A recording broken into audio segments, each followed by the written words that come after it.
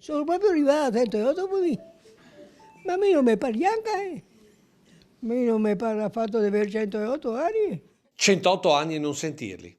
Sono quelli per l'anagrafe di Fiorina Dalla Libera, nata il 1° gennaio del 1918 a Nove di Vittorio Veneto, quando la Grande Guerra infuriava e gli austro-tedeschi avevano occupato il Fadalto. Neanche la guerra non mi ha occupato. Neanche a quella. Decisamente solare, nonna Fiorina, attorniata da parenti, amici, conoscenti, è accudita dal personale della casa di riposo di Tarso. Della sua vita cosa mi conta? Cosa ha fatto? La mia vita? Sì. Lei pensava che... se devo contare tutta la storia della mia vita, che voi 15 lì. Regala buon umore a tutti questo esempio di longevità, con il cuore sempre tra le sue case. 9 di Vittorio Veneto. Per me è bel paese, per me è bello. I studi che è brutto, ma io vergognosi di nuovi compagni, perché è bel 9, perché sono sesta e sono crescesta a 9. Sono l'ultima di 10 fratelli. Era la coccola di tutti quanti.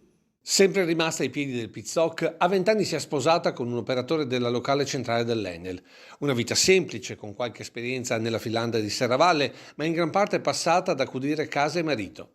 Poi nonna Fiorina si commuove ricordando la figlia tanto desiderata. Sono stata sfortunata.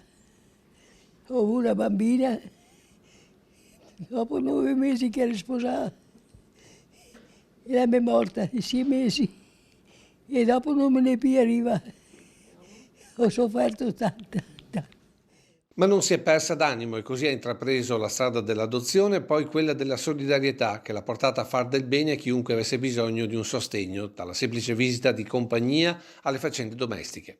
E oggi quel bene ritorna nel calore di quanti non solo la festeggiano per l'età, ma ogni giorno salgono al culmine tra Tarso e i laghi di Ravine per venirla a trovare. Così hanno fatto gli alpini e il sindaco di Refrontolo, dove Fiorina ha conservato l'ultima residenza, portandogli dei fiori e un biglietto che lei a 108 anni legge ancora senza occhiali. Un caloroso abbraccio e i nostri più sinceri auguri per il tuo compleanno. Ti auguriamo che questo giorno così speciale sia pieno di tutto ciò che tanto felice è il tuo cuore. Uno spirito solare che l'età non ha appannato, al punto che nonna Fiorina, prima del taglio e del brindisi, scherza così sulle cifre della torta di compleanno. A me non mi pare affatto di avere 108 anni. I vedi scritti là? Ah, sì, però li ha messi sbagliati, le 8 più 1 più 0, 801.